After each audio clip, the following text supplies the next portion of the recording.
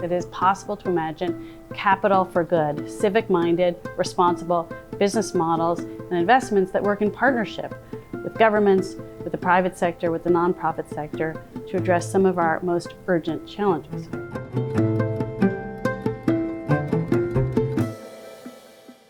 I'm Georgia Levenson Keohane, and I'm the CEO of the Soros Economic Development Fund. The Soros Economic Development Fund is the impact investing arm of Open Society Foundations. We deploy patient, risk-tolerant, and catalytic capital to support open society's commitment to foster vibrant, inclusive, and sustainable democracies around the world.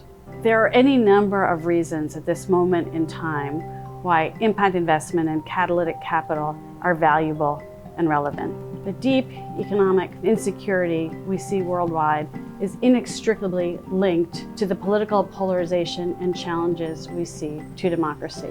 We need more resources to address these economic challenges.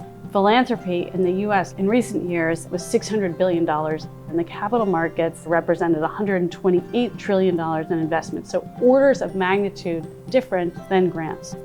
If it's possible, when we need to, at scale, to solve a problem at scale, if we can harness private markets or even government dollars, we can really address the stubborn problem. Today, the Soros Economic Development Fund has developed 3 initial priority areas. The first has to do with our climate inclusive development work. 700 million people globally still lack access to energy, clean or otherwise. Our initial work in this area has focused on sub-Saharan Africa, investing in climate and inclusive development in the continent. Allied Climate Partners is focused on early stage climate finance for climate projects.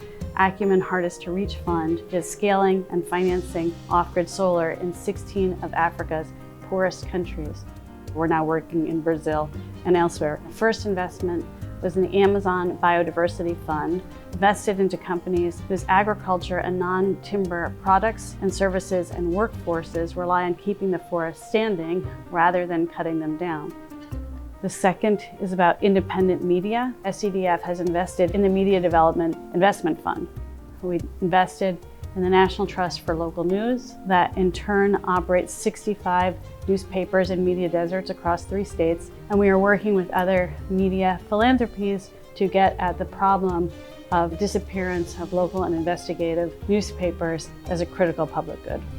And the third is a broad area of human rights where we have focused initially on reproductive health and rights in the US. And although our initial work in this area has focused on the urgent context of the US, we are thinking more broadly about reproductive health and rights issues and access globally. In these tumultuous and challenging times, Open Society has given SEDF not just the license, but the mandate to take risks that others can't or won't. And with Open Society's resources and resolve, we have an inspiring imperative to act.